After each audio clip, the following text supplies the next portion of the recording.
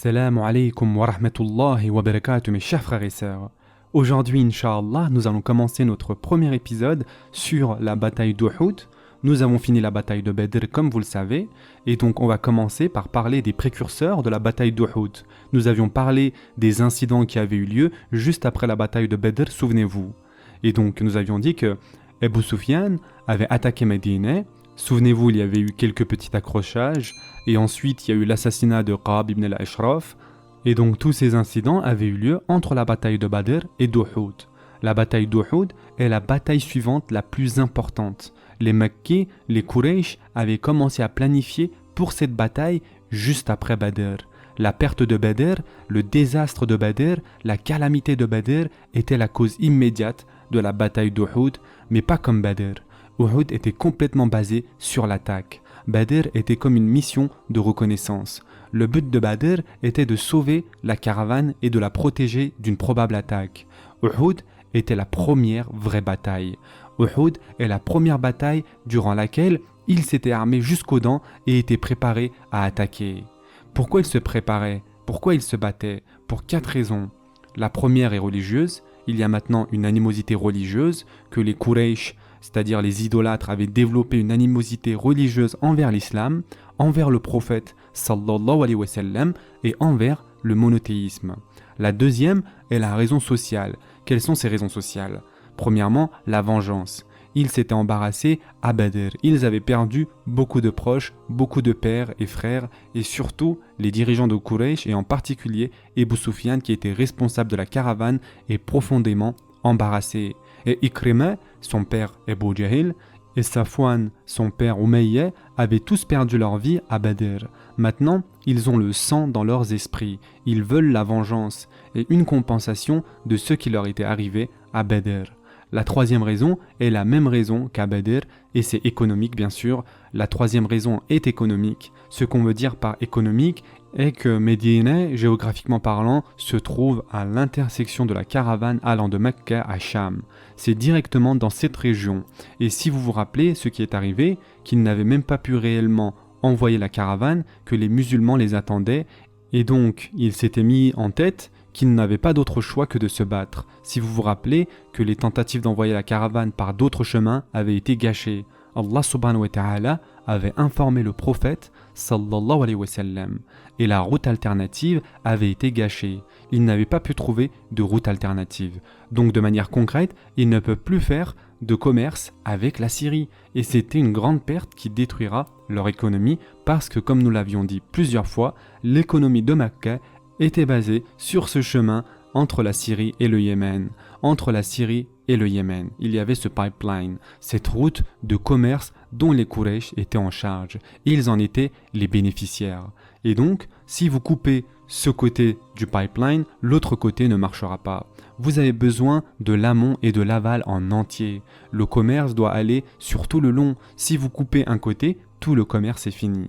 Ils sont donc définitivement dans une situation désespérée économiquement. Bien sûr, il y a aussi les raisons politiques. Le prophète, sallallahu alayhi wa sallam, était devenu une réelle menace politique pour les Quraysh. Il augmentait ses alliances avec les tribus de Médine, la taille de la République islamique grandit, donc il n'y a pas de doute qu'il y avait aussi une menace politique, donc religieuse, politique, sociale, économique. Toutes ces raisons ont fait que les Quraysh étaient dans le besoin, dans la nécessité de lancer une contre-attaque. Ce n'est pas vraiment une contre-attaque à vrai dire, mais une vraie attaque contre les musulmans. Ibn Ishaq nous dit que dès qu'Abu Sufyan était retourné avec la caravane de Badr et que les nouvelles de Badr étaient arrivées, ce qui est arrivé à Badr, Abu Sufyan avait immédiatement mis en tête qu'il devait aller se battre. Donc c'est une chose qui n'était pas venue impulsivement à ce moment-là, mais c'est une chose à laquelle il avait pensé depuis plus d'1 an. De Badr à Shawwal, donc toute une année, parce que Badr avait eu lieu, quand avait eu lieu Badr, souvenez-vous, le 17 du Ramadan de la 2e année, et Uhud a eu lieu en Shawwal de la 3e année. Donc, toute une année de planification était passée, et Abu Sufyan avait pris avec lui Ikrima ibn Abu Jahl et Safwan ibn Umayya. Donc, pourquoi ces deux-là? Parce que Abu Jahl et Umayya étaient les dirigeants les plus prisés. Ils étaient la crème de la crème, si vous voulez, de Quraysh. Yani, qui ne connaît pas Abu Jahl? Et Umayya aussi, le fameux Umayya ibn Khalaf, le propriétaire de Bilal. Donc, c'est Umayya, il est ce dirigeant prestigieux.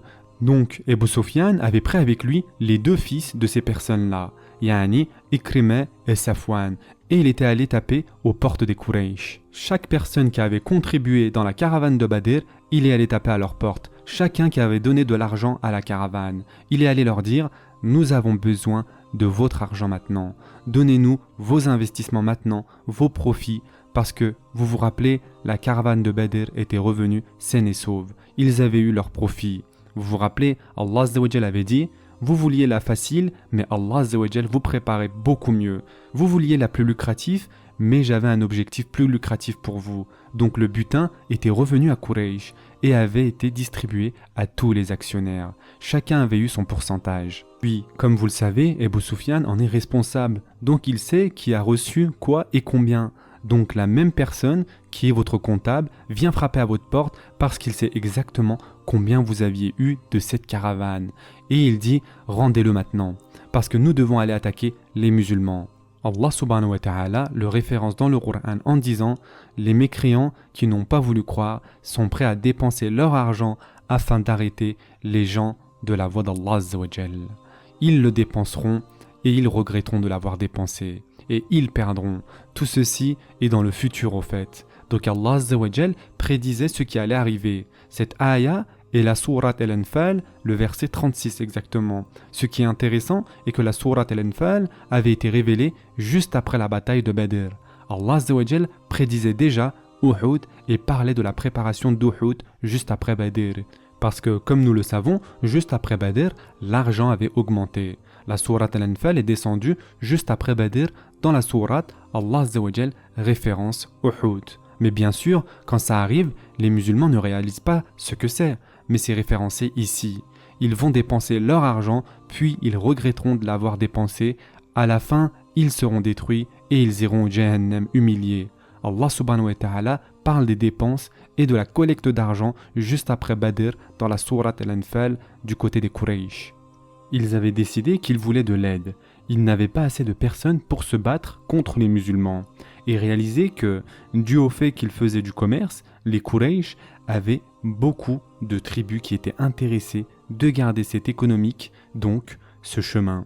Et les deux grandes tribus qu'ils avaient contactées étaient les Kinana et les Tihama. Ils les avaient donc atteints et avaient aussi un grand intérêt à garder cette route, ce chemin. Donc ils leur ont dit « Aidez-nous avec votre argent, avec vos armures et aussi avec vos hommes, l'artillerie et tout le reste. Donnez-nous votre argent, vos hommes, quoi que vous ayez avec lequel vous pouvez nous aider. » Donc les Kinana et les Tihama avaient aussi rajouté au nombre que les Quraysh avaient. Et le groupe rassemblé était au nombre de 3000. Allahu a'lam, quel était le pourcentage de chacun? Nous n'avons pas une idée exacte, que ce soit dans Ibn Ishaq ou autre. Toutefois, nous pouvons estimer que la plus grande partie de l'armée avait dû être celle des Quraysh. Pourquoi?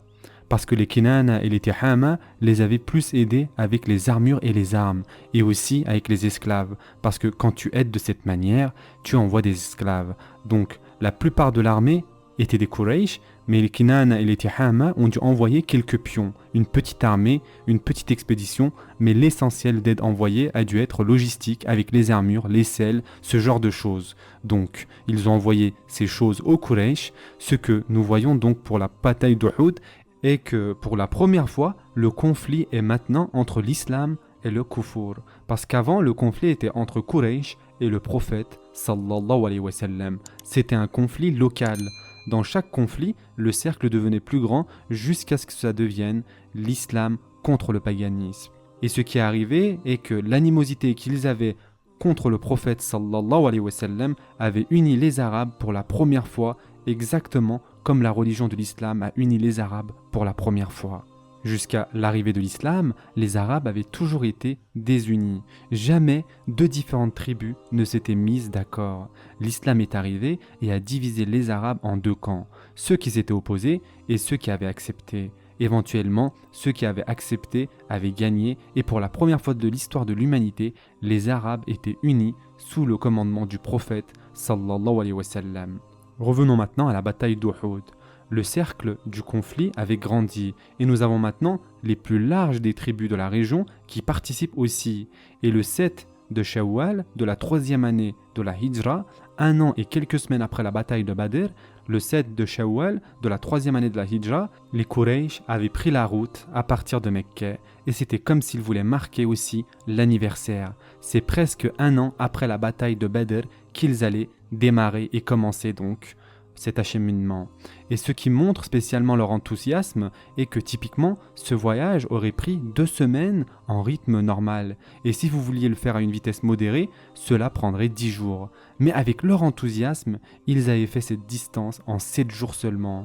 Et c'est un signe qui nous montre combien ils étaient enthousiastes pour cette bataille. Ils ont fait ce voyage en 7 jours. Comme nous l'avions dit, les Quraysh étaient au nombre de 3000 avec 200 chevaux et c'est un grand nombre de chevaux. Ils avaient reçu 700 armures pour leurs hommes. 700, c'est probablement de Tihama et de Kinana qu'ils ont rassemblé pour la première fois 700 armures. Si vous remarquez, en moyenne, chaque personne n'avait pas d'armes. N'oubliez pas que ce n'est pas une armée qui est payée, ce sont des hommes qui vivent à Mecque, ce sont des commerçants, des artisans, ils font juste leur travail.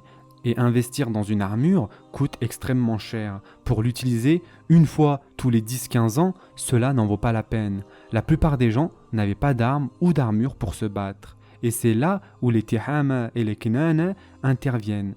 Aidez-nous donc. Donc il leur a envoyé les armures qu'ils n'utilisaient pas. Et une chose importante à savoir est que ces armures étaient arrivées d'autres endroits, du Yémen ou de Cham, parce que les Arabes n'étaient pas experts en métallurgie. Ces produits étaient des produits importés et très chers. Et c'est pourquoi, quand vous lisez les livres d'histoire et de bataille, le meilleur prix qu'un guerrier puisse avoir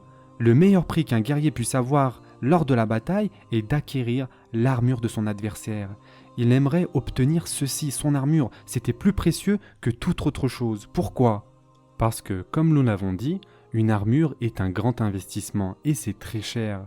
Et si tu t'en acquiers un, tu peux l'utiliser pratiquement pour toute ta vie. Ils avaient donc au total 700 hommes armés avec leur armure. Et cette fois-ci, ils avaient décidé de prendre avec eux un grand nombre de leurs femmes. Et il est dit que 2 douzaines des femmes de Quraysh avaient participé. Pourquoi cela ? Parce qu'en ayant les femmes avec eux, ce serait une grande motivation. Parce que s'ils perdent, ils auraient de grands problèmes.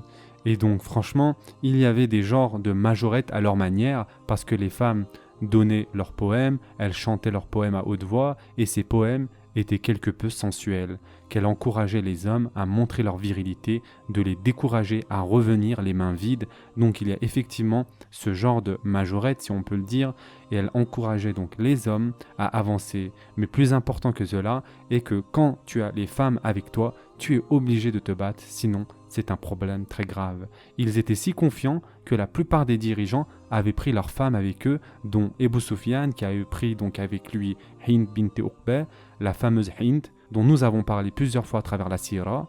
Ebu Sufyan était le principal meneur de cette armée, et du côté droit, il avait mis qui ? Khalid ibn al-Walid, et du côté gauche, Ikrima ibn Abi Jahl. Donc ces 3 personnes étaient les principaux dirigeants d'Uhud. Ebu Sufyan était à la tête de l'armée.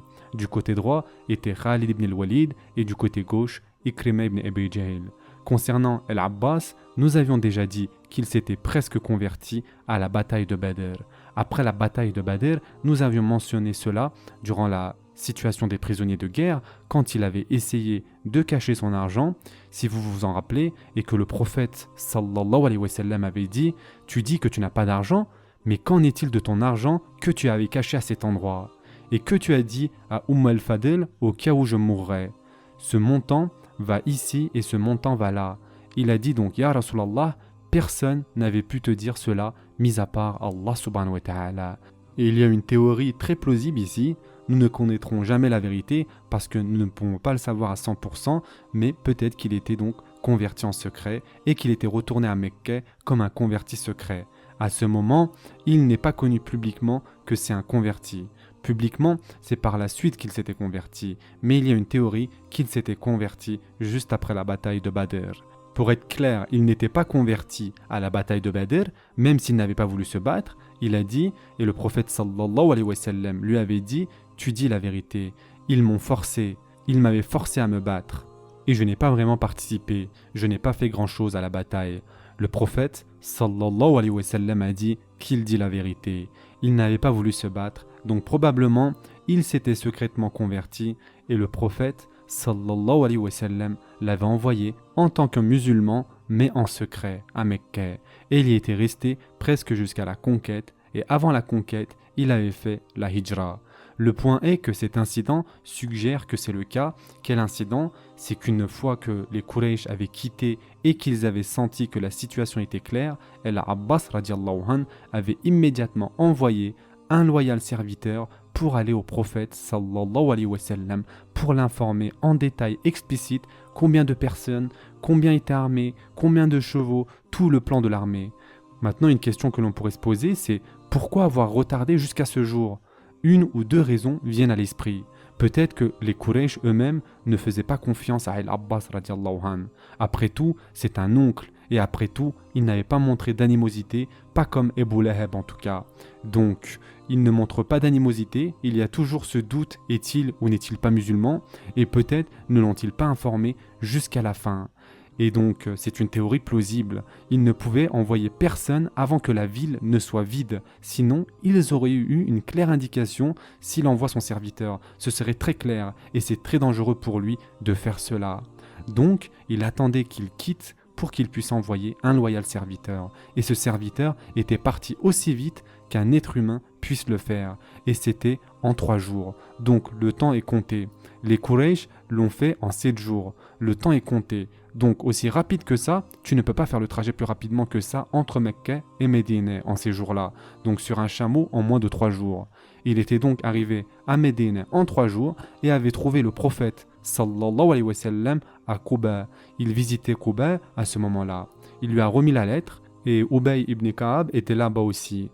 Et il lui a demandé de lire la lettre parce qu'il ne pouvait pas la lire, car il était illettré. Et donc il avait demandé à Ubay de lui lire la lettre. Alors Ubay lui lit tous les détails et il dit à Ubay « N'informe personne jusqu'à ce que je te le dise, n'informe personne de cette nouvelle. » Et donc il est allé rapidement à Médine et a parlé à quelques dirigeants des Ansar, en particulier à Saad ibn Rabia, l'un des dirigeants des Ansar, en lui disant ce qu'il se passait, parce que c'est la première fois que Médine serait attaquée. Après quoi, il a envoyé 2 ou 3 espions pour contrôler les Quraysh avant qu'il ne fasse une réunion générale.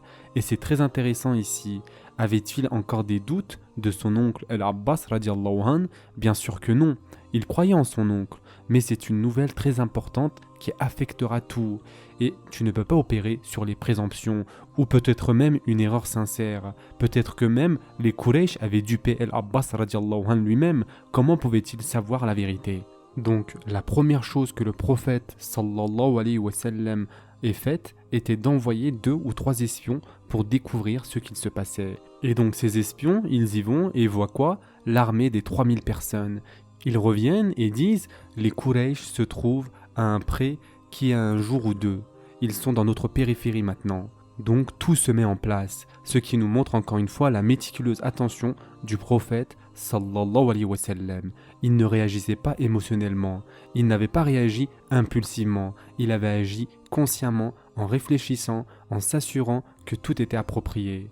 Il nous dit dans plusieurs hadiths, réagir à la hâte est un acte du shaitan. Et donc réagir après avoir bien réfléchi vient d'Allah Azza wa Jal. Être prudent et penser de cette manière est d'Allah subhanahu wa ta'ala, et réagir impulsivement est de shaitan. Et nous devons apprendre ceci. La situation est critique. Ils sont sur le point de faire face à une grande armée, mais ils ne paniquent pas. Et la première chose qu'il fait est de s'assurer que c'est bien le cas. Il est vrai que du temps était perdu, mais il est préférable d'être sûr plutôt que de causer une panique pour se rendre compte à la fin que c'était une fausse alerte. Donc il avait découvert que les Quraysh étaient vraiment aux alentours et probablement, nous n'avons pas la date exacte, mais nous pouvons estimer ou deviner l'estimation, c'est que c'est plutôt vers le 11 de Shawwal, le prophète sallallahu alayhi wa sallam avait confirmé que les Quraysh étaient à un jour ou 2 et qu'ils étaient arrivés à la périphérie de Médine. Certains disent que c'était le 12 et certains le 13, qu'ils avaient atteint la périphérie de Médine. Ils n'avaient donc que 48 heures pour donner ou prendre, uniquement 2 jours pour faire quelque chose. Donc, il avait convoqué une grande réunion des musulmans. Et là, une histoire très intéressante est qu'il y a un rêve qui avait été raconté que le prophète sallallahu alayhi wa sallam avait vu. Il en avait parlé aux musulmans selon Ibn Ishaq avant la bataille et selon Bukhari après la bataille, ce qui serait plus logique. Et il avait vu ce rêve encore une fois selon Ibn Ishaq avant la bataille. Selon la version d'Ibn Ishaq, il aurait vu le rêve et il le leur avait dit. Mais cela n'aurait pas de sens. La version de Bukhari est la plus logique. Selon lui, il aurait vu le rêve à Mecque et n'aurait compris son interprétation qu'après Uhud et l'aurait révélé aux Sahaba et ce serait plus logique. Le prophète sallallahu alayhi wa sallam avait vu un rêve qu'il n'avait pu interpréter qu'après Uhud. Et donc, après Uhud, il avait compris le rêve et il l'aurait dit aux Sahaba pour les calmer, pour les consoler. Voilà ce que j'ai vu. Et cette version est plus logique que celle de Ibn Ishaq. Parce que selon la version d'Ibn Ishaq, ce serait les informer de la défaite avant la défaite. Et ce ne serait pas logique. La version de Bukhari paraît plus authentique. Donc, quel est ce rêve ? C'est un rêve mystérieux comme tous les rêves. Le rêve est donc énigmatique. Et nous avons besoin d'une explication. Le prophète, sallallahu alayhi wa sallam, avait dit, et le hadith est dans Bukhari, « J'ai vu dans un rêve que j'avais frappé avec mon épée, mais que celle-ci s'était cassée. » Et c'est ce qui a affecté les musulmans durant Uhud. C'est le désastre d'Uhud. Le prophète, sallallahu alayhi wa sallam, continue et dit, « Alors j'ai frappé encore avec une fois, et elle est revenue aussi bien qu'elle était auparavant, et plus forte. Et c'est la victoire qu'Allah azza wa jal avait donnée aux musulmans, et le rassemblement des croyants, ce qui veut dire qu'après Uhud, il doit y avoir une victoire. Parce que Uhud les avait séparés comme nous allons le découvrir. Uhud les divisera en munafiqun et mu'min. Donc, après Uhud, le prophète, sallallahu alayhi wa sallam, dit que les musulmans maintenant savent qui est vrai et qui ne l'est pas. Et ils sont maintenant redevenus un seul groupe. Uhud était un désastre dans un sens. Nous saurons par la suite si c'était un désastre total ou partiel, mais l'un des points négatifs d'Uhud est que les musulmans, pour la première fois, avaient montré une désunion apparente. Ça n'était jamais arrivé auparavant. Ils avaient montré leur désunion apparente, et donc ici, qu'est-ce que ça veut dire ? Ça veut dire que les munafiqun avaient fui. Le prophète, sallallahu alayhi wa sallam, dit qu'après Uhud, nous regagnerons notre unité encore une fois. Et après Uhud, nous aurons encore une fois notre victoire. Et donc, dans le Sahih Bukhari, on parle de tous ces événements ayant lieu après Uhud, ce qui serait logique, qu'après Uhud, il comprend l'interprétation de ce rêve. Le rêve de Mecque lui revient. Donc, reprenons. Les Quraysh se trouvaient à la périphérie d'une distance d'1 ou 2 jours. Donc le prophète, sallallahu alayhi wa sallam, après avoir consulté les dirigeants des Ansar, Saad ibn Rabi' radiallahu anhu, et les autres, il avait donc demandé un rassemblement général. Alors notez la sagesse ici, subhanallah, la différence entre un vrai dirigeant réfléchi ou une personne de responsabilité contre un sensationnaliste. Si quelqu'un est réfléchi, il le dira d'abord à un groupe restreint, puis il agrandira le cercle. Mais quelqu'un de sensationnaliste répandra toute l'information qu'il a en une seule fois. Notre prophète, sallallahu alayhi wa sallam, avait d'abord informé un groupe restreint à ses côtés pour avoir leur avis, pour avoir quelques idées de ce qu'il faut faire. Alors, une fois qu'il a eu des notions, il a donné l'information à tout le monde. C'est une part de hikmah, de direction pour chacun d'entre nous. Même si nous ne sommes pas des dirigeants, il y a des choses que nous n'avons pas besoin de dire au monde entier. Ou même, si vous ne le faites pas immédiatement, prenez le temps, faites attention, pas à pas. Alors, après qu'il ait informé ce groupe restreint, il avait fait un rassemblement et c'était un vendredi, tout le monde était regroupé. Qu'est-ce que cela veut dire ? Cela veut dire que le jeudi, il avait rassemblé les informations de ses plus proches compagnons, Saad ibn Rabi'a et les autres, qu'il avait passé la journée dans ce cercle intime et le vendredi, il leur a dit de rester après la khutbah. Ibn Ishaq avait aussi mentionné qu'il y avait une janaza. Et comme c'est une petite communauté, tout le monde était venu pour la janaza aussi. C'est comme si Allah subhanahu wa ta'ala avait voulu qu'il y ait un regroupement plus large que d'habitude. Il y avait la janaza d'un sahaba qui est mort, il y avait donc la janaza, tout le monde était rassemblé là, et à cet instant, le prophète sallallahu alayhi wa sallam leur dit tout. Il ne cache rien, il dit exactement tout comme il en est. Donc le prophète sallallahu alayhi wa sallam dit clairement, il y a tellement de gens dehors, que pensez-vous que nous devons faire ? Puis il a dit, avant de donner la parole, il avait donné sa propre opinion. Il a dit « Je me vois dans une forteresse protégée comme dans le rêve ». Médine, comme nous l'avons dit plusieurs fois, est une ville unique, de plusieurs points de vue. Ça a des obstacles naturels de plusieurs côtés. Des deux côtés, comme nous devons le savoir maintenant, il y avait donc des roches de lave volcanique. Et comme nous l'avons déjà dit, il est très difficile de marcher sur ces roches volcaniques. Les gens ne passent pas par-dessus, spécialement les chevaux et chameaux. Ils ne passeront pas par cet endroit. Et ça se trouve des deux côtés. D'un autre côté qui est le nord-est, il y a ces étendues d'Uhud, les larges montagnes d'Uhud, puis il y a des poches du côté de la région de Quba, de larges plantations de palmiers. Uhud se trouve au nord de la ville. Et vers le sud-est de la région de Quba, il y a plein de plantations délicieuses de dattes. Et bien sûr, quand tu as beaucoup de larges plantations de dattes, tu ne peux pas avoir une armée marchant à travers non plus. C'est pourquoi, au fait, durant la bataille de Khandaq, ils avaient pu creuser un fossé parce que la fosse n'était pas autour de toute la ville. Si c'était autour de toute la ville, ils n'auraient jamais pu le réaliser. Donc, durant la bataille de Khandaq, la seule raison qui leur a permis de creuser une fosse est parce que c'était vraiment une seule étendue de terrain. Le prophète, sallallahu alayhi wa sallam, avait dit « Nous avons maintenant une forteresse protégée à Médine ».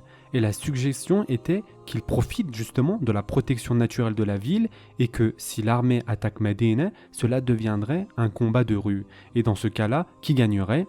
Les gens qui connaissent la rue, les gens qui connaissent l'aménagement du terrain. Ils auraient pu mettre en place des barricades. Ils auraient pu se séparer de différentes manières et il est même dit que si cela était arrivé, les femmes et enfants auraient pu aussi participer des toits en jetant des choses de par-dessus, des projectiles ou de l'huile, etc. Parce que c'est leur ville et ils la connaissent. Ils auraient dispatché l'armée entière dans ces petites enclaves et auraient donc fait un combat de rue et ça aurait été une forteresse protégée. Donc le prophète sallallahu alayhi wa sallam avait suggéré de rester à Médine. Et aussi surprenant que s'il soit, Abdullah ibn Ubay ibn Saloul était d'accord. Pas par appréciation du prophète sallallahu alayhi wa sallam, mais parce que c'était la correcte opinion. Et Abdullah ibn Ubay ibn Saloul était un guerrier expérimenté. C'est le plus expérimenté d'entre eux. Et il avait aussi compris la tactique de rester à Médine. Il a donc dit oui, c'est la correcte position. Et a dit jamais une attaque contre Médine n'avait réussi. Yani, historiquement parlant, nous n'avions jamais perdu l'intérieur de la ville, car donc la forteresse nous protégeait, la ville nous a toujours protégés. Abdullah ibn Ubay ibn Saloul avait été d'accord avec le prophète sallallahu alayhi wa sallam parce que justement c'était la bonne décision et non par respect au prophète sallallahu alayhi wa sallam. Parce que c'était vraiment la meilleure décision. Le prophète sallallahu alayhi wa sallam avait raison et Abdullah ibn Ubay ibn Saloul savait qu'il avait raison et il a donc dit oui, nous devons rester à l'intérieur de la ville. Cependant, il y avait un groupe de jeunes compagnons dont la plupart allaient devenir chéhides. Ils étaient donc sincères dans ceci lorsqu'ils l'ont dit. Ils étaient enthousiastes pour la bataille et voulaient se battre. Ils avaient donc dit « Pourquoi devons-nous rester à l'intérieur dans nos maisons comme des lâches? Nous devons aller nous battre contre eux comme de braves hommes. » Ces gens étaient ceux qui avaient regretté de ne pas avoir participé à Badr et ils voulaient montrer leur virilité, leur bravoure. Ils avaient continué à presser le prophète sallallahu alayhi wa sallam de sortir alors que les aînés des Sahaba étaient silencieux et n'avaient rien dit, jusqu'au moment où le prophète sallallahu alayhi wa sallam avait senti que la majorité voulait sortir de la ville. Il avait alors accepté et était allé à l'intérieur pour mettre son armure. Dès qu'il est rentré à l'intérieur, les aînés des Sahaba ont parlé et ont commencé à faire des reproches aux jeunes Sahaba. Ils ont dit « Le prophète, sallallahu alayhi wa sallam, nous avait donné son opinion au début et pourtant vous avez persisté à suggérer l'opposé jusqu'à ce que finalement il ait accepté votre opinion. Comment avez-vous pu faire cela ?» Les jeunes Sahaba s'étaient sentis embarrassés et quand ceci est arrivé, ils ont envoyé Hamza radiallahu anh. Et Hamza radiallahu anh est l'oncle qui deviendra shahid à Uhud, comme nous le savons tous. Ils avaient envoyé donc Hamza radiallahu anh à la maison du prophète sallallahu alayhi wa sallam pour lui dire qu'ils avaient changé d'avis. Quand Hamza radiallahu anh est arrivé, le prophète sallallahu alayhi wa sallam avait déjà mis son armure, fixé les sangles et tout le reste. Il est alors rentré lui dire que les Sahaba avaient bien réfléchi et ils avaient changé d'avis. Le prophète sallallahu alayhi wa sallam a dit « Ce n'est pas possible qu'un prophète mette son armure et la retire sans se battre contre l'ennemi. C'est un hadith qui est raconté dans Imam Muslim, Ahmed, et donc ce n'est pas convenable qu'un prophète mette son armure et la retire sans se battre. C'est-à-dire, c'est trop tard maintenant, nous irons en guerre. C'était la décision et nous allons en guerre. Regardez ici, subhanallah, combien d'avantages nous avons de cet incident à retirer. Regardez le statut de la Shura dans la vie du prophète sallallahu alayhi wa sallam. Il se sentait confiant à rester dans Médine, mais il sait, comme tout bon dirigeant le sait, que vous avez besoin des gens derrière vous. Vous avez besoin des gens qui vous soutiennent et vous ne pouvez pas leur imposer votre volonté. Et même s'il y avait quelqu'un qui pouvait imposer sa volonté, ça aurait été qui ? Le prophète sallallahu alayhi wa sallam, bien sûr. Et comme Allah azza wa jalla le dit, et nous l'avions dit plusieurs fois auparavant, la manière de traiter toute question est d'avoir shura, d'avoir des voix consultatives. Que voulez-vous ? Essayons d'arriver à un consensus où la majorité, donc quand la majorité des compagnons, selon le prophète sallallahu alayhi wa sallam, nous ne savons pas, même si c'était la majorité, peut-être était-ce une majorité verbale, mais comme les autres étaient silencieux, l'impression donnée est que c'est la majorité. Une fois qu'il a eu cette impression, il avait accepté la demande et avait mis alors son armure. Regardez aussi ici la sagesse des aînés des compagnons. Premièrement, ils étaient d'accord avec le prophète sallallahu alayhi wa sallam. Et deuxièmement, ils n'avaient pas argumenté en sa présence. Subhanallah. Et c'est vraiment ce qu'on appelle du adab. C'est incroyable comment ils ont du adab. Yani combien ils ont de bonnes manières. Parce qu'ils auraient pu dire aux jeunes compagnons à ce moment-là, pouvez-vous vous taire ? Nous avons déjà pris la décision. Car le prophète sallallahu alayhi wa sallam a déjà pris sa décision. Ils auraient pu le faire, mais par respect au prophète sallallahu alayhi wa sallam, devant le prophète sallallahu alayhi wa sallam, ils ne pouvaient en fait faire cela par respect pour lui. Ils sont restés silencieux. Cela nous montre combien ils le respectaient. Ils n'avaient même pas pu réprimander les jeunes sahaba de leur erreur. Ils avaient attendu ainsi que le prophète sallallahu alayhi wa sallam sorte pour les réprimander. Et cela nous montre combien ils le respectaient. Et wallahi, c'est inimaginable que ce genre de respect soit répliqué devant qui que ce soit. C'est un tel respect, un si grand respect que seul notre prophète sallallahu alayhi wa sallam a pu avoir pour son maqam. Notez que c'était la sunna d'Allah subhanahu wa ta'ala que les jeunes hommes en particulier ont toujours un excès de zèle et d'impatience. C'est dans leur caractère et nature, impétueux, impatients, actent rapidement, ou un peu d'arrogance et d'imprudence en général, de manière générale bien sûr, c'est dans la nature et c'est ce qui fait d'eux de jeunes hommes. C'est ainsi que ce sont les jeunes hommes. Les jeunes hommes ont toujours un excès de zèle au-delà de ce qu'il faut. Et Allah subhanahu wa ta'ala l'a mentionné. Et au fait, ceci peut marcher dans les deux sens. Cela peut être un excès de zèle avec leur religion ou contre leur religion.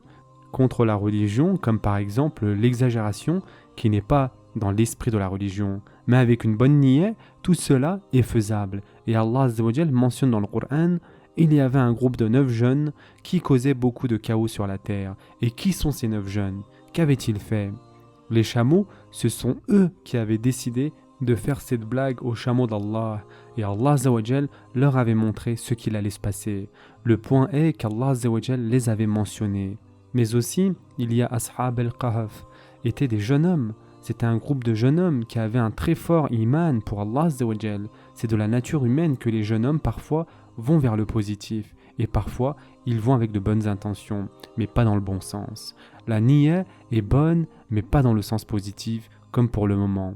Parfois, c'est tout à fait à l'opposé. Ils ont de mauvaises intentions et ont un excès de zèle aussi. Et subhanallah, même de nos jours, si vous voyez ces extrémistes militants et des tactiques se déroulant dans tout le monde et que nous désapprouvons au nom de l'islam, la plupart de ceux qui soutiennent ces actions sont des jeunes ayant un excès de zèle. Ils pensent que c'est le moyen d'avancer, que c'est légitime, le djihad, ceci et cela, mais nous savons que ce n'est pas le chemin à prendre. Et dans leur colère et leur excès de zèle, celui qui les critique, khalas, il est munafiq direct, c'est un traître, il est ceci et cela, et c'est tout à fait typique. En plus d'avoir un excès de zèle, sans avoir la connaissance, c'est dans la nature humaine. Concernant les Sahaba, nous ne disons pas ceci bien sûr, mais nous disons qu'ils avaient une bonne intention, mais pas autant de maturité que les aînés des Sahaba avaient. Il est toujours utile pour les jeunes d'écouter les plus âgés. C'est la règle générale, il est toujours utile pour nos jeunes hommes d'être patients et de réaliser que les aînés sont déjà passés par là. Les plus âgés d'entre nous ont vécu plus de choses que nous et qu'ils ont beaucoup plus d'expérience que nous n'en avons. Ceci s'applique à travers tous les siècles et toute notre histoire. Alors, le prophète, sallallahu alayhi wa sallam, avait porté son armure et le fait qu'il ait dit « je ne peux pas l'enlever maintenant » nous montre quelque chose de bien important. Et nous savons cela d'autres ayats et des hadiths. Il y a une sharia spéciale pour le prophète. Sallallahu alayhi wa sallam. Ils ont des lois qu'ils doivent suivre. Ces codes leur sont uniques à eux. Et nous connaissons plusieurs aspects du prophète sallallahu alayhi wa sallam, s'il pouvait le faire ou pas. Mais il jeûnait 3 jours sans manger ni boire, yani 72 heures sans aucune bouchée, sans aucune gorgée d'eau. Quand les Sahaba avaient essayé de le faire, ils n'avaient pas pu, ils n'avaient pas réussi. Et le prophète sallallahu alayhi wa sallam a dit « Je ne suis pas comme l'un de vous. Allah Azza wa Jal me donne de la nourriture et de la boisson d'une manière qui ne vous la donnera pas. » Donc il jeûnait pendant 2 ou 3 jours sans arrêt et interdisait aux Sahaba de le faire. Selon une opinion, c'était wajib pour lui de prier tahajjud chaque nuit, c'était wajib. Et Allah Azza wa Jal le dit dans le Coran. Il était donc wajib pour le prophète sallallahu alayhi wa sallam de prier tahajjud. Pour le reste d'entre nous, ce n'est pas wajib, mais pour lui c'était wajib. Et bien sûr, le point des femmes multiples, nous savons aussi que c'était une concession pour lui. Il y a un autre code qui existe dans la sharia, que si un prophète met une armure, il n'a pas le droit de l'enlever. C'est dans leur sharia, parce que l'enlever peut être interprété comme une défaite, hésitation, lâcheté, donc ça ne se fait pas. Et même la phrase utilisée par le prophète sallallahu alayhi wa sallam est douée de sens. Yani, il n'est pas adéquat, pas approprié si l'un de nous le fait. Laisse les gens dire ce qu'ils veulent, mais pas pour le prophète d'Allah subhanahu wa ta'ala. Maintenant, regardez ce qui va arriver. Et c'est aussi ce conseil qui n'était pas le meilleur. Ce qui est vraiment fantastique et qui est peut-être l'un des plus intéressants points de tout cet incident est qu'une fois que la décision avait été faite, les Sahaba ne font aucune critique après ce qui est arrivé. Personne n'est venu par la suite dire « tu vois, je te l'avais dit ». Personne n'est venu dire « regarde, maintenant tu es content ». Vous savez ce genre de remarques que nous avons tous. Les Sahaba les plus âgés ne sont pas allés voir les plus jeunes des Sahaba. Ils ne leur ont pas dit « regardez ce que vous avez fait à cause de vous ». Non, et ceci est dans le Coran. Une fois que tu fais shura et que tu prends une décision, khalas, ne regarde pas en arrière. Tu pensais que c'était le mieux à faire, tu l'as fait, maintenant ne regarde pas en arrière. Et le prophète, sallallahu alayhi wa sallam, a dit « aucun de vous ne doit dire « si seulement j'avais fait cela, ceci serait arrivé », etc. Aucun de vous ne doit dire « si seulement j'avais fait cela, ceci serait arrivé ». Mais il est mieux de dire « qadar Allah ». Yani, il vaut mieux dire ce que Allah a voulu est arrivé. Parce que quand tu dis « si seulement », cela ouvre la porte du shaitan. Tu commences à douter, tu commences à avoir des waswas, tu commences à douter même d'Allah Azza wa Jal.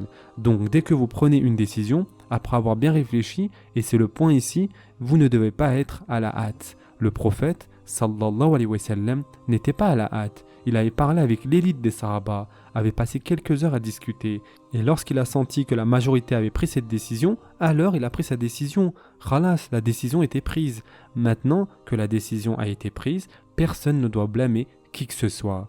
Et c'est ce qui est arrivé. Aucun des jeunes Sahaba à avoir pris cette décision ne seront critiqués pour le reste de leur vie parce que c'était leur désir sincère. C'était ce qu'ils pensaient être le mieux à faire et qadar Allah. Leur volonté avait été acceptée et c'était le plan accepté par le prophète sallallahu alayhi wa sallam. Point final, la vie continue.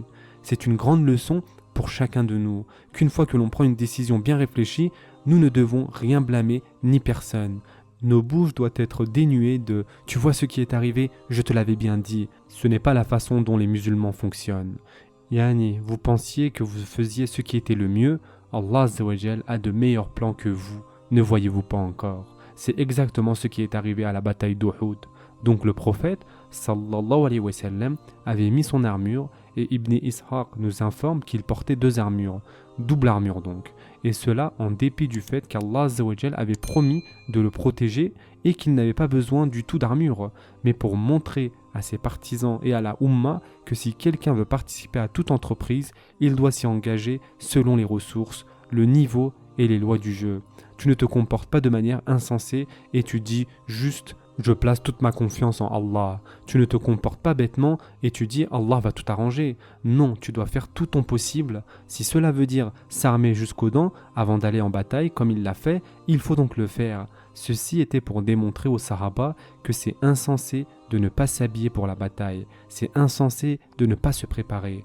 Allah Azza wa Jal a dit dans le Coran concernant les batailles, prenez vos précautions. Allah Azza wa Jal dit concernant aller au Hajj, soyez sûr d'avoir votre nourriture et eau avec vous. Donc, quoi que vous fassiez, soyez sûr que vous le faites en ayant Allah Azza wa Jal bien sûr en tête, mais que vous avez aussi les ressources physiques qu'il faut. Donc le prophète, sallallahu alayhi wa sallam, portait 2 armures. Et encore une fois, ceci avait été fait pour montrer que le dirigeant, pour montrer religieusement aux partisans qu'il faut être armé. Pour ne pas que les gens soient insensés et qu'ils disent « Je sortirai ainsi sans rien et je mettrai toute ma confiance en Allah ». Tawakkul en Allah signifie « attache ton chameau puis mets ton tawakkul en Allah ». Et c'est sa manière d'attacher les chameaux. Donc, le prophète, sallallahu alayhi wa sallam, avait divisé l'armée en 3 groupes principaux. Les Muhajiroun, sous les commandes de Mus'ab ibn Umayr radiallahu anh, les Aws, sous les commandes d'Usay ibn Hudayr radiallahu anh, et les Khazraj, sous les commandes d'Al-Hubab ibn al-Mundir radiallahu anh. Ces 3 étaient les dirigeants du côté des musulmans. Et comme la situation n'était pas si florissante, ils n'avaient que quelques chevaux, une poignée, et entre eux tous, ils n'avaient que 100 armures. Donc seulement 100 d'entre eux portaient des armures. Les musulmans ont alors, le vendredi soir, fait leur route vers les montagnes d'Uhud, vers la fin de l'après-midi le vendredi. Après Salat el-Jum'a et après que l'Istishara ait eu lieu, on peut probablement dire, après 1h ou 1h30, ils ont fait leur chemin vers les montagnes d'Uhud. Les montagnes d'Uhud sont, et c'est une idée fausse que les gens ont, que les montagnes d'Uhud ne sont qu'une montagne et c'est faux, les montagnes d'Uhud ne sont pas une montagne, mais toute une chaîne de montagnes. C'est un nombre de sommets, pas seulement qu'un, c'est toute une série de montagnes, et les montagnes d'Uhud se trouvent vers le nord de Médine, nord-ouest pour être plus précis, quelque peu de ce côté, et c'est une chaîne de montagnes. Concernant Uhud, il y a plusieurs hadiths. Le prophète, sallallahu alayhi wa sallam, avait dit Uhud est une montagne de Jannah. Uhud est un Jabal de Jannah. Qu'est-ce que cela signifie? Certains savants disent que c'est parce que Uhud est une montagne aimée. Certains disent qu'Uhud sera transporté au Jannah. Quel que soit le cas, Uhud est une montagne de Jannah et c'est un hadith authentique du prophète sallallahu alayhi wa sallam. Dans un hadith, quand le prophète sallallahu alayhi wa sallam était retourné de l'une de ses expéditions, la première chose qu'il avait vue était la montagne d'Uhud avant qu'il n'arrive à la ville. Il venait du nord, donc ils avaient vu les montagnes d'Uhud, et le prophète sallallahu alayhi wa sallam avait dit, et le hadith est dans Bukhari, Uhud est une montagne qui nous aime et que nous aimons. Donc c'est un signe d'iman d'aimer Uhud. De plus, il est raconté dans Sahih Muslim qu'une fois le prophète sallallahu alayhi wa sallam grimpait Uhud avec Abu Bakr, Omar et Othman. Ils escaladaient la montagne quand elle avait commencé à trembler. Alors, le prophète sallallahu alayhi wa sallam l'avait tapé avec ses pieds et il a dit « Utbud Uhud, calme-toi Uhud, sois ferme Uhud, parce que tout ce que tu ne portes sur toi n'est qu'un Nabi, un Siddiq et 2 shahids. » Yani, le prophète sallallahu alayhi wa sallam parlait à Uhud pour la calmer. Il n'y a qu'un Nabi, un Siddiq et 2 martyrs sur toi. Uhud est l'une des marques de la ville sainte de Médine. Médine est un haram comme vous le savez. Et qu'est-ce que cela signifie? Que ce soit un haram. Cela veut dire qu'il est interdit de tuer quelqu'un dans son enceinte. Toute personne qui y rentre est ainsi protégée. Il n'est pas permis de couper les arbres, de chasser. De manière générale, ce sont des choses qui sont haram à l'intérieur et halal à l'extérieur. Et c'est pourquoi d'ailleurs c'est appelé un haram. Parce que certaines choses qui sont autorisées, qui sont halal, ici, à l'intérieur, ce n'est pas permis. De dégainer par exemple une arme, tu ne peux pas dégainer une épée, ça doit rester caché. La question qui se pose maintenant est pourquoi le prophète sallallahu alayhi wa sallam était-il allé à Médine? La réponse est très simple. Maintenant que le jeune Sahaba avait dit « nous devons sortir et nous battre », il a dû penser au meilleur endroit pour rencontrer l'ennemi. Il n'y avait qu'une ou 2 options.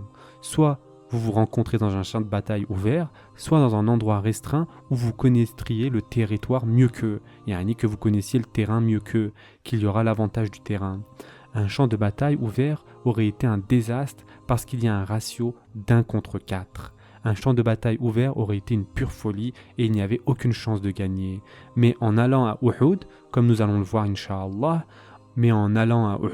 ce qui est fait, c'est de maximiser en fait la petite quantité de 700 ou 1000 personnes de façon qu'il soit le plus effectif possible. Pourquoi ? Parce que les trois côtés sont maintenant bloqués. Il n'y a qu'une bande étroite par laquelle les ennemis doivent attaquer et ils sont protégés des trois autres côtés. Un côté ouvert et c'est là qu'il avait positionné les archers et nous y reviendrons Inch'Allah.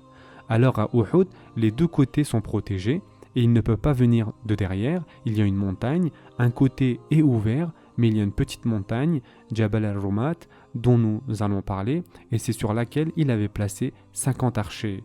Donc le troisième côté est maintenant bloqué, puis il y a une partie ouverte et en cette partie, il est possible de concentrer le bataillon, c'est-à-dire les troupes. Et les Quraysh devront passer par cet endroit, par cette entrée. De cette manière, tu auras maximisé l'efficacité d'une petite armée contre une grande armée. C'était l'avantage d'Uhud. Et encore une fois, nous n'avons pas besoin de parler du génie militaire du prophète sallallahu alayhi wa sallam et calculer ceci sans avoir été dans une formation académique ou militaire. Yani, Allah Azza wa Jal le lui a bien sûr inculqué et c'est dans sa fitra de déterminer cela. Il avait donc choisi d'aller à Uhud. Et c'est lui qui est allé là-bas. Alors les Quraysh savent qu'ils doivent venir se battre à cet endroit. Si vous devez vous battre en dehors de la ville, ce sera selon nos termes sur notre terrain, sur notre terre, dans un endroit que nous aurons choisi. Alors le prophète sallallahu alayhi wa sallam avait marché, comme on l'avait dit, un vendredi et c'était le 14 du Shawwal de la 3e année de la Hijra. Sur le chemin, nous savons ce qui est arrivé. Et c'est que Abdullah ibn Ubay ibn Saloul, doucement, avait commencé à reculer jusqu'à être à l'arrière de l'armée, puis il a fui. Il n'avait même pas eu le courage de dire au prophète sallallahu alayhi wa sallam ce qu'il faisait, même pas le courage de l'annoncer.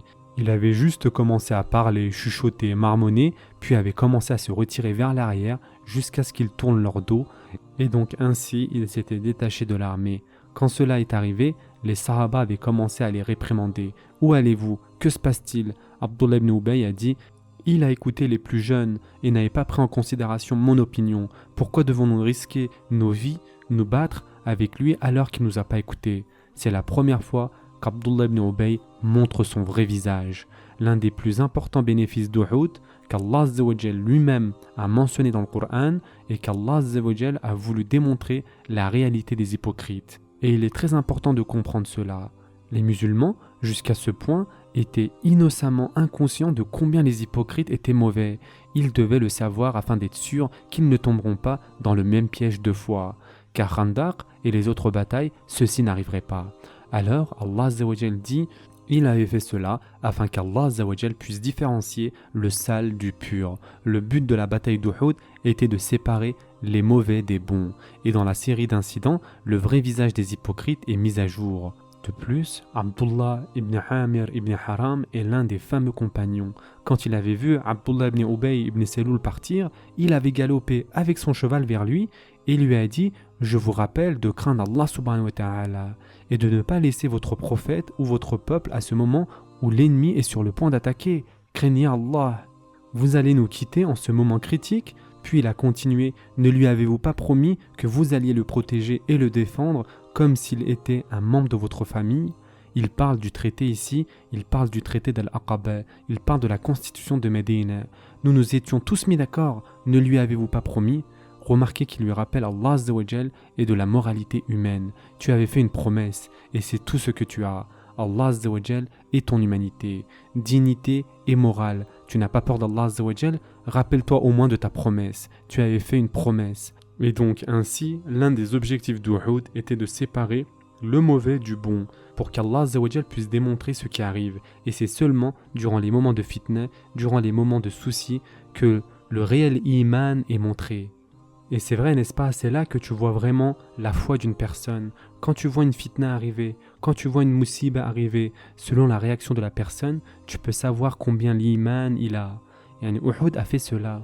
Et Allah Azza wa Jal dit aussi dans la sourate Al-Imran, au fait pour Uhud, un nombre de sourates était arrivé en plusieurs sections d'Ali Imran et des sections de la sourate An-Nisa aussi. Alors dans le verset 166 de la sourate d'Ali Imran, Allah Azza wa Jal mentionne et il parle d'Uhud: quoi qu'il vous soit arrivé le jour où les deux armées s'étaient rencontrées était avec la permission d'Allah, et cela avait été fait afin que tu reconnaisses les hypocrites. Il leur avait dit de revenir: allez vous battre pour Allah, ou au moins défendez. Si vous ne voulez pas attaquer, au moins défendez. Mais ils sont plus proches du kufr que de l'iman. Alors, quand les musulmans avaient vu un si grand nombre de personnes partir, deux choses étaient arrivées. Le premier est que les musulmans eux-mêmes avaient commencé à se demander ce qui devait être fait avec ce groupe de 300 personnes. Un groupe avait proposé de se retourner et de se battre contre eux, contre ces traites, avant d'aller à Uhud. Puis un autre avait dit: nous nous en occuperons après, allons d'abord à Uhud. Ceci a mené à un haussement de voix et c'était positif, cela signifiait que c'était un argument pour l'islam. Mais Allah subhanahu wa ta'ala avait réprimandé même ce genre de discussion. Allah Azza wa Jal dit dans le Coran, et c'est dans la sourate An-Nisa, verset 88: pourquoi vous êtes-vous disputés à cause des hypocrites et vous êtes séparés en deux groupes? Allah Azza wa Jal les a rejetés à leur incrédulité pour ce qu'ils avaient fait. En d'autres termes, ne vous en inquiétez pas, ne vous désunissez pas à cause des hypocrites. Allah subhanahu wa ta'ala dit aux Sahaba gentiment, parce que c'est un argument positif, ils étaient en colère de ce qu'ils avaient fait. La deuxième chose qui est arrivée est que lorsque ces 300 personnes étaient parties, d'autres tribus avaient commencé à hésiter. Devons-nous participer ou pas? Devons-nous aller avec les musulmans ou avec Ibn Abi Seloul? Et l'une des tribus des Haus, les Benu Haritha, et une des tribus des Khazraj, les Benu Salama, ils étaient tous sur le point de se retirer. Ils avaient décidé de rejoindre Ibn Abi Seloul. Mais les musulmans qu'il y avait parmi eux avaient gagné et avaient en fin de compte décidé de rester avec le prophète sallallahu alayhi wa sallam. Allah Azza wa Jal mentionne aussi ceci dans le Coran, dans la sourate Ali Imran. Allah subhanahu wa ta'ala dit qu'il y avait un groupe qui allait donc décliner, qui allait se retirer, qui était sur le point d'abandonner. Ils allaient partir donc avec Ibn Abi Seloul, mais Allah Azza wa Jal est leur protecteur et Allah les avait protégés. Et c'est en Allah Azza wa Jal que les gens qui ont la foi doivent avoir confiance. Allah Azza wa Jal avait mentionné que ces deux groupes étaient sur le point d'être égarés, mais Allah les avait protégés. Ces deux groupes sont qui? Sont les Benu Haritha et les Benu Salama. Et même par la suite, ils se vanteront toujours de ceci, parce qu'Allah Azza wa Jal avait dit: Allah est leur protecteur. Et à cause de ceci, et jusqu'à ce jour, les descendants de ces tribus disent que ce sont les tribus dont Allah Azza wa Jal a dit dans le Coran: Allah est leur protecteur. Allah subhanahu wa ta'ala les avait ramenés au camp de l'islam. Comme nous le savons tous, 700 musulmans avaient participé et installé leur camp dans Uhud. Et Ibn Ishaq le mentionne, et nous en reparlerons Inch'Allah la prochaine fois. Ibn Ishaq mentionne qu'ils donnaient leur dos à la montagne, et ils étaient en face de Médine. Donc ils donnaient leur dos aux montagnes d'Uhud et faisaient face à la ville de Médine. C'est pourquoi les Quraysh avaient dû passer par derrière la ville de Médine pour les atteindre. Les Quraysh avaient dû contourner par-dessus l'endroit où ils venaient pour rencontrer les musulmans. Et il y a un point additionnel ici qui les a encore plus retardés. Comme vous le savez, au lieu d'aller au sud de la ville, qui est plus proche de Quraysh, le prophète sallallahu alayhi wa sallam était allé au nord de la ville afin que les Quraysh aient à revenir sur leurs pas pour se battre. Et c'est une demi-journée additionnelle de marche, ce qui va les fatiguer encore plus. Et c'était le but en allant vers le nord de la ville. Et le dernier point que nous allons aborder aujourd'hui, Inch'Allah, est que 700 musulmans avaient participé à Uhud, sachant que dans le monde entier à ce moment-là, il n'y avait pas plus de 1000 musulmans hommes. C'est tout ce qu'il y avait. De ce petit contingent, de ce petit groupe, regardez comment Allah Azza wa Jal a changé le monde. De 700 musulmans, c'est tout ce qu'il y avait. C'était le maximum. Chaque homme capable de se battre, vous n'auriez pas eu le luxe d'être assis chez vous. Chacun, au-delà de l'âge de 15 ans, certains même avaient 14 ans, comme nous l'avons mentionné, c'est tout ce qu'il y avait. 700 personnes. Imaginez, dans le monde entier, il n'y a pas plus de 1000 musulmans. Et même en disant 1000, nous sommes généreux. Et donc, de cette petite quantité, regardez comment Allah Azza wa Jal a changé le monde. Et on va s'arrêter ici pour aujourd'hui. En attendant, prenez soin de vous mes chers frères et sœurs, et à très prochainement, Inch'Allah.